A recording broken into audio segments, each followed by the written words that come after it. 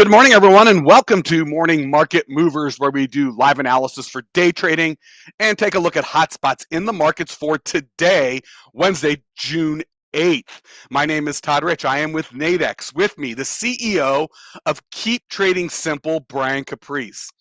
Now, today it's going to be a quick hit day because there's just a couple of spots where things are really shaking. Number one, we are going to look at the yen. The yen is seeing significant weakness across the board. We'll take a look at the yen and we'll take a look at technical levels against the pound, against the dollar. We can even probably take a look at the euro, but more the pound and the dollar. But the yen, definitely some volatility there. We are also going to take a look at oil because today is the oil inventory report in the United States. And so taking a look at technical levels, oil is already punching a little bit higher. Lastly, we will take a look at equities. Equities, we're in that negative sentiment every day this week. The equities have looked to open lower, have sold, gone down, and then completely recovered and closed higher. So we're seeing volatility in the equities. We will definitely be taking a look at those as well. All right, before we look at the yen, oil, and equities, I do need to share this disclaimer that trading involves risk and may not be appropriate for everyone, that any trading decisions you make are solely your responsibility and at your own risk. And this is an educational session. Please do not construe anything Brian or I say as a buy or sell recommendation. We are doing this for your education purposes. And a quick peek, I don't want to steal Brian's thunder, but you can clearly see, I mean, the yen is, the pound yen is taking off. That is, the yen is in the second position. So it is showing weakness. It's getting hammered. But we're going to see that across the board on the yen, which Japan seems to like for their exports. All right, Brian, I'm going to flip it over to you and let's quickly run through because there isn't really a whole lot of headline news, if anything. Mm-mm. Oh, I've almost forgot. And tomorrow we do have the before Brian and I start I think it's before we start the euro. The ECB is going to come out with their policy statement. While we don't expect Tomorrow. any move, it's tomorrow morning. Yep. We don't expect any move. They are going to come out with a statement on the next one. So we could see some volatility there if they are going to come off a zero. We'll see. We'll see what's there. So want to make sure I threw that out there. All right, Brian, it's all you. Sorry. There's my thunder and lightning. Gone right there. That's it. I got nothing, guys. I'll see you tomorrow. Well, we got the Yeah, charts. We do want to take a yeah, look at those technical yeah. levels. There's really not much out there in the overnight. You can see there's a lot of like no color, a lot of yellow. Again, obviously the yen is continuing to slide a little bit. Now, it is interesting the fact that, and again, those are the biggest movers. The dollar yen 159, pound yen 250. Again, larger than an ATR, but it just shows you what that pair really can do. And it's crazy too because you're seeing the euro pound is actually up 28. You would say, well, wait a second, is the pound weak or strong? I would say it's more kind of neutral, and the euro again is bracing for the statements for tomorrow morning. The pound is up versus the dollar, but you're seeing like kind of dollar strength for the most part, except versus the CAD, and that's because oil is still continuing to go higher. But 250 is a big amount. Now, besides that, there's really nothing. 135 is the magic number for the dollar yen. We're actually within striking distance of that right now because it's moved up so much over the last 2 days. And again, that's currencies that can happen. So yes, Japan typically does like it, but at 135 is when it actually does start to become a little bit of an issue for them. But remember, this is foreign currencies. They're talking about inflation holding at 2% at any moment in time. And if there's any country that does this on a not regular basis, but the least shocking nation to do it, it would be the Bank of Japan, kind of intervening in the market. And all they would need to do is raise it 0.1%, or maybe a 0.25 or something like that. Just something small enough. And that skyrockets at the end right back down again because they've been telegraphing that, no, we're going to stay extremely weak, extremely weak, extremely weak. It's good for us. Great. All they need to do is say, okay, it's a little bit too weak now. Bam. And they've already said if it gets too bad, they'll just raise the interest rate a little bit. And that kind of that adjusts everything all over the place. And if they did, right now until the European Union raises it, that actually puts Japan ahead of the European Union. It'd be really, really strange to have like a reverse carry. Yeah, having a New Zealand euro currency pair be the carry trade would be really funky. That would be really, really strange. But who knows? But I will say, and again, that's where kind of all eyes are looking, and that's why you're seeing European strength right now. The data that we've gotten in the overnight, they're not great. Industrial production month over month in Germany. Again, they expected it to be much better, and we've had disappointing data yesterday too with that. Also, not as good as expected. Trade balance also bad. Again, getting higher. Retail sales, flat, nothing. Remember, they were negative last time. They expected to be just slightly positive. Nope. Still holding that lower rate, right? And then some of the GDP numbers were a bit better. I love how the revised, right? They have the final employment change number, which is a little bit better. The revised GDP, it's like, wait a second. This is like, okay, here's our GDP, and they're like, all right, let's get the last little like mail-in ballots, and magically they were able to double it. So kind of like in my time in trading, not that like, I mean, there are obviously people with a million times more experience than me. I've never seen a revised number come in that much different, like double the amount. So we'll see. I mean, I don't know if it's a counterbalance this or what, but tomorrow morning is where the kind of the big aspect, the big change. And again, they're not changing anything, but all they need to do is say, "Yup, we're going in July." Based off the data, it looks like it's a 0.5, and boom, euro's going to shoot up tomorrow. So it is at 7:45. It is kind of a strange time, but remember, you can trade the euro dollar, even the euro yen. And because it's a news release and it's before the U.S. market, remember, Nadex contracts are based off of U.S. Futures volatility. There's not a lot of volatility in the market at 7:45 in the morning, so there tends not to be as lot. Tomorrow, watch, there will be, because we're all going to be looking at it now. Right. It's because Again, that's all there is. 7:45 number. Yeah, 7:45 tomorrow morning. Again, there's not a lot of trading out there. Use the shorter duration contracts. You don't need as much of a move, and them confirming that, yep, we're definitely raising it. Everything looks good, and we may do another raise after that. Any type of hawkish thing that brings euro strength in. Now the euro is rising right now, so again, typically when you see that before action movement, the fact that it's at 7:45 is really cool, because typically what happens is you see that movement before the news release comes out. Well, guess what? The European session opens at 3:00 in the morning, so there's almost 5 hours, right, of movement, positioning it for that statement to come out. Their policy statements are just like ours. It's not like the first time it's ever being read is when the release is there. There are probably people that already know exactly what they're going to say. There are speechwriters, and people will leak that data. It's money. Trust me. If there's money, there's corruption. People know. So there will probably be some type of telltale sign to figure out where it's going, what's priced in, what's not priced in, and that'll be tomorrow morning. So the big news we have this morning, I don't want to say big noise, but obviously oil. We have crude oil inventories, and we're expected to have a minus 2.6 million down draw. Now, the API report overnight actually showed that they were expecting only a 1.8, and actually came in on a positive number on a good side. I will say the gas station yesterday that I was complaining about yesterday, that was 508. Last night, it was 504. So gas is moving in the right direction. It's only $5.04 now versus $5.08. I can't believe they actually dropped it 4 cents. 4 cents, I know, right? Well, I mean, oil dropped down yesterday just a little bit, like $1, so they dropped 4 cents. I mean, that's how it works, right? $1 in the price of oil makes it move 4 cents down, but if it goes 5 cents up, it's going to, right. We'll see. But again, that'll be oil. Right now, again, we'll start with oil real fast. We're holding, and we were kind of getting an expanding range on that one. Again, oil's, with everything that we've heard, oil is continuing to press higher as we're seeing demand come back. And again, a lot of this too is that Saudi Arabia said, yeah, the demand's there, we need to increase it. That kind of justifies that, yes, the demand is increasing, but the amount of supply, we don't really know. OPEC is holding them back. We really don't know. Again, China doesn't kind of foreshadow, they don't kind of give us all this data, but again, we're not hearing more about lockdowns now. We're hearing that them releasing the lockdowns, which is opening that kind of demand kind of, I guess, bottleneck is what they were talking about. So I think this goes higher. The big question is, who takes note of this? I was telling Todd beforehand, I don't listen to MSNBC, but my phone gets Yahoo updates on finance and things like that, because I guess I hit enough finance websites. And there was a person that was asked about who they're voting for, whether the prices now are going to change their voting habits. And everybody knows this, and we've mentioned it before on the channel, that people do vote with their wallets. And the guy said, yeah, the prices are double what they were with the previous president. So I don't it doesn't matter to me that, And the reporter's like, just like that, that's it, because it's this much. He goes, it's hurting my family. Yes. I was like, woo. So that's actually a good thing if you want gas prices to come down, because trust me, politicians are looking at that. They know that. Question is, what else can they really do? Slapping a solar panel to every car is not going to be that answer. I think it absolutely has to be done. 100% on board. I'm glad that they finally are putting money towards that, because I think that's where we need to go, but it doesn't solve the problem right now. So we'll see. I think 1030 will be a nice one. Again, drop that down, use the 35-1 strategy, see where price is moving ahead of time. The Europeans have kind of sent it up, but it's not really out of the range. It's still in that same area, this 120 to 121 area where we were expecting sellers to kind of come in. And it's probed it a few times and push back and push back. But right now, they're looking at having a big surplus. If it comes in as expected at 2.6, you may say, well, wait a second. Is it going to be a big mover if it comes in as expected? because the market priced that in.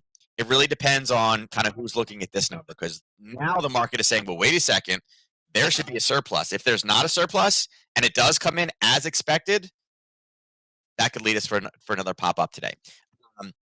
I hate to say it again, natural gas is also higher, but it's not really out of the range. It's literally just jumping back and forth. It's holding at 940. It's not up at 10 yet.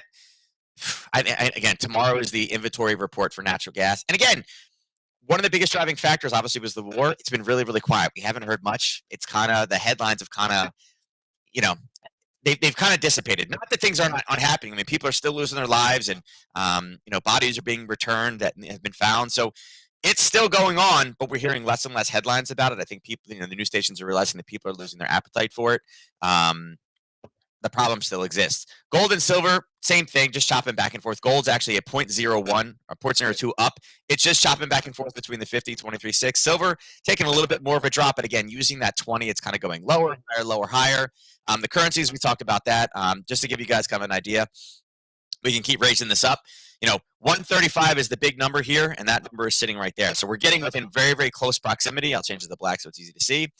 That's when we're going to start hearing some major headlines, and that, I would say, in the next 50 pips is probably when, if there's going to be an intervention, there will be. Pound yen is another one. I'm going to raise this higher. Yesterday, we talked about 2 potential selling levels. You can see it literally slammed into the first one and then spent 5 hours fighting, and then went up to the next one and then spent about an hour and a half again in this session fighting that level, right? Trying to get through those sellers. If I scroll it forward, you see this area up here. We talked about 170 is where the potential target is by the end of the week, and we're close. Up 255.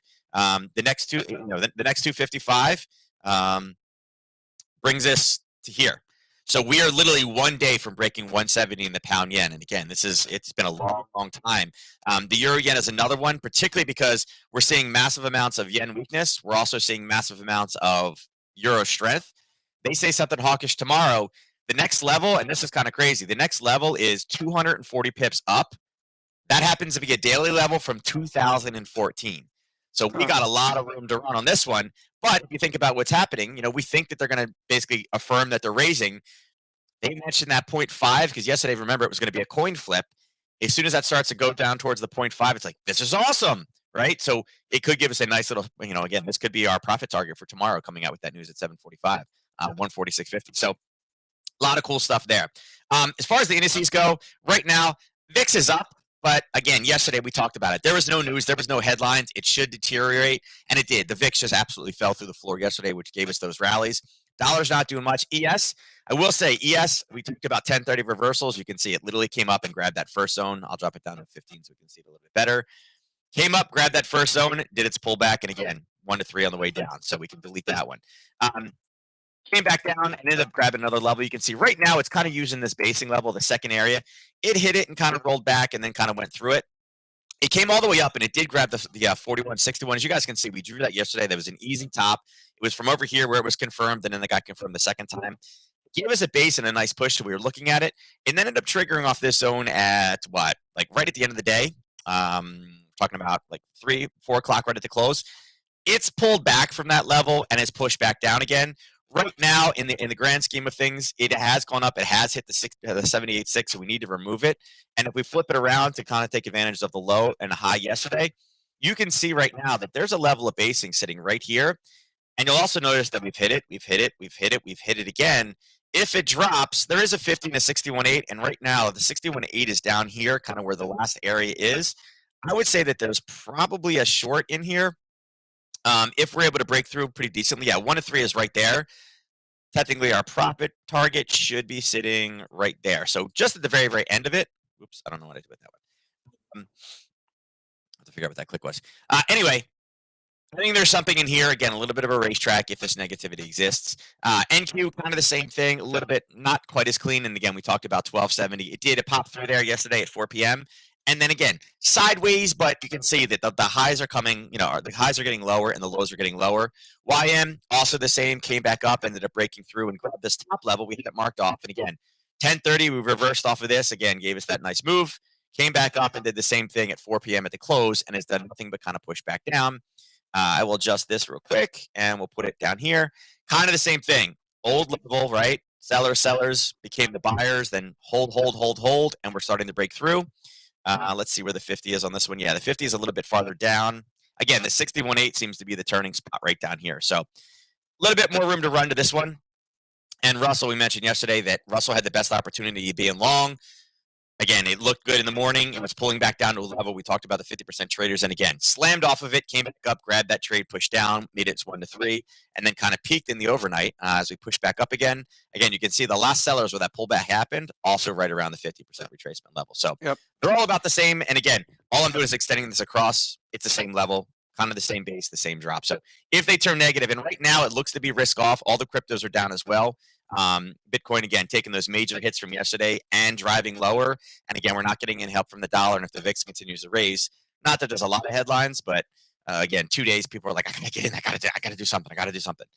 So all preparing for tomorrow's ECB press conference on monetary policy. Yeah. So now, that's it for today. we did get one question because we do have the big number is Friday, the CPI numbers. And I do like this question. It's a good question. Is, if you're looking at something, what asset class, where can you be looking to trade all of them around? this week because all of them this week because if you raise interest rates, that leads people more into the recession aspect of things.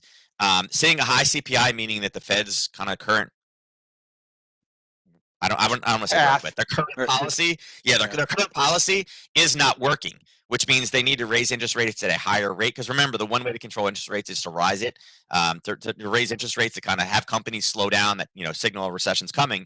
But at the same time, if you're raising interest rates, the way that you do that, that brings massive amounts of strength for the dollar, right? So right now, it's kind of cool when you're talking interest rates because you're talking all the Forex market, anything, again, euro dollar, pound dollar, dollar yen. And again, dollar yen has the ability to surge higher. Aussie dollar in particular, because again, as inflation is getting higher, that's more reason you got to kill inflation, right? You got to get rid of it, which also hurts gold, which also hurts the Aussie. So the Aussie dollar is directly in play, probably one of my favorite right now to look at. But at the same time, raising interest rates hurts companies, and that should make all the indices go down. Indices weaker, right? So there's your answer in a nutshell. So everything. It could be an indicator for weak equities, although the question then is, have people already baked all of this negativity in? There's such a massive negative sentiment, or is there more to come? And don't know. Hey, Jamie Dimon said what? A hurricane? A hurricane, yeah. A hurricane. He said a hurricane is coming for the economy. So if he is correct again, I mean, I hate to say again, but if he is correct again, and that 0.7 number is real, so we're in for a ride. So it could be equities, so equity indices, and then certainly the foreign exchange market. If the Fed starts raising interest rates, you see a stronger dollar against. And remember, right now the Fed has everybody believing that we're they said this. Our goal is a soft landing. That is their goal. How often thus far has the Fed hit their goals? Like an egg dropping out of a 8-story window and hitting the cement. Yes. It'll be soft. And again, remember, a lot of what they say is so we don't just all of a sudden have mass panic selling. But their goal is a soft landing. They don't know if they can create it. And if a CPI is accelerating and it's over double and it is that 0.7 like the forecast is, doesn't matter if it's forecast. The average person is not looking at this month over nothing. We're going, 0.7? Oh, is that came as expected? That's a lot. That means the Fed, they've raised it twice and it's not working. We're surging again. We're at a new 40-year high after you raise interest rates twice. That means that the soft landing is probably disappearing and they're going to have to go hard because, as I said, we have gas over 5. We have inflation again at 40-year highs. They've already taken policies. It's done nothing yet, and they've already made comments. We may have to put us into a recession to get this to stop. So, we will see. So Friday's interesting. By the way, we did get a question. Where do you find all of our recordings? We record all of these sessions. And we record all the webinars. You'll find them on the Nadex YouTube channel. I would suggest that you subscribe to the Nadex YouTube channel. You'll get alerts when new stuff is put up there, but then you can always go back and find all of our recorded content, including these sessions. All right. With that, any questions for Nadex? Please email us, customerservice@nadex.com. You can email both Brian or me, or me. My email address, todd.rich@nadex.com. Brian's email address, support@keeptradingsimple.com. Yeah, I was just gonna say, I'm not gonna even recap everything. We're just seeing equities looking to open in the red. We've seen that this week repeatedly, but then close higher. Seeing some action though over in the yen with yen weakness. So that's where we're seeing some volatility in the markets. And we also have that oil inventory report later this morning. 10:30. With that, Yep. Brian and I will be back tomorrow morning. We will have already heard from the ECB by then, so we'll be able to do some analysis around what they said and how the markets moved. So please join us tomorrow morning for that. We will definitely be diving into that then. And until then, good luck in the markets, everyone. Thank you so much for joining.